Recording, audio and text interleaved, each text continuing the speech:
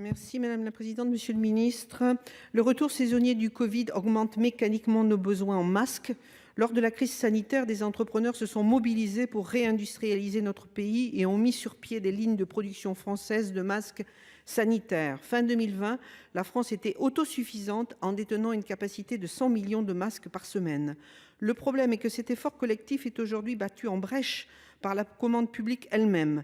Nombre d'établissements publics ont en effet changé de braquet. Ils reproduisent les erreurs du passé en important ces produits stratégiques, laissant nos industriels sans débouchés. À Nersac, dans mon département, en Charente, la ligne de production de l'usine Next Safe est à l'arrêt.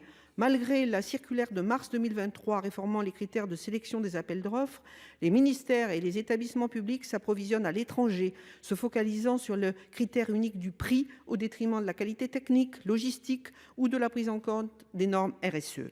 Il est étonnant de voir l'État ne pas faire respecter ses propres critères, mettant à mal toute une filière industrielle et par extension notre souveraineté. L'Allemagne, de son côté, ne s'embarrasse pas et organise, quand il le faut, son approvisionnement sur des critères nationaux. Aussi, Monsieur le Ministre, qu'attendez-vous pour faire respecter les critères de la circulaire de mars 2023 ? Merci, chers collègues. Pour vous répondre, Monsieur Thomas Cazenave, ministre délégué chargé des comptes publics. Vous avez la parole, Monsieur le Ministre. Merci Madame la Présidente, Mesdames et Messieurs les sénateurs. Madame la sénatrice, le gouvernement est pleinement engagé pour renforcer la souveraineté industrielle et sanitaire de la France.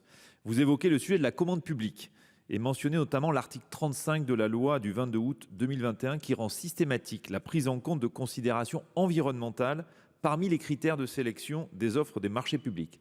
Compte tenu du fort changement de pratique qu'implique la mise en œuvre de cette mesure, son entrée en vigueur a en effet été différée de 5 ans, soit au 22 août 2026. À noter que le projet de loi relatif à l'industrie verte en accélère la mise en œuvre obligatoire 2024-2026 pour des produits clés de décarbonation. Sur le sujet spécifique des produits de santé, des actions fortes sont d'ores et déjà menées pour renforcer les débouchés en officine et sur les marchés publics hospitaliers des entreprises qui fabriquent en Europe des médicaments et dispositifs médicaux stratégiques. La circulaire numéro 149 de la Direction générale de l'offre de soins du 24 mai 2022 incite les acheteurs hospitaliers à intégrer les enjeux de sécurité d'approvisionnement à leur politique d'achat de produits de santé stratégiques, étant entendu qu'une production localisée en Europe est la meilleure garantie de sécurité d'approvisionnement de nos hôpitaux. L'instruction du 24 mars 2023 va dans le même sens et demande explicitement une adaptation du processus d'achat des fournitures, produits de santé, équipements critiques, dont font partie les masques. L'objectif est de valoriser les éléments différenciant positivement les industriels français et européens dans le respect du droit de la commande publique. Cette instruction retient le principe de la compensation financière pour les établissements de santé concernés des surcoûts entre les sources d'approvisionnement européennes et les autres sources.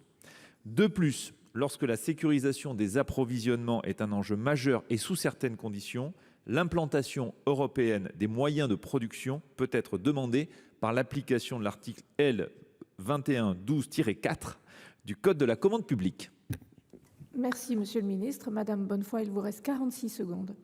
Monsieur le Ministre, les fabricants de masques français sont en colère. Ils ont assumé leur mission en un temps record, mais les promesses ne sont pas tenues.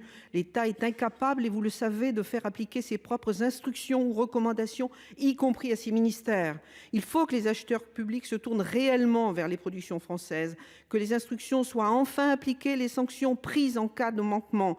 Sinon, il n'y aura bientôt plus de filière de masques en France, et ce sera alors des centaines de millions d'euros, y compris d'argent public, et des milliers d'emplois créés pour rien.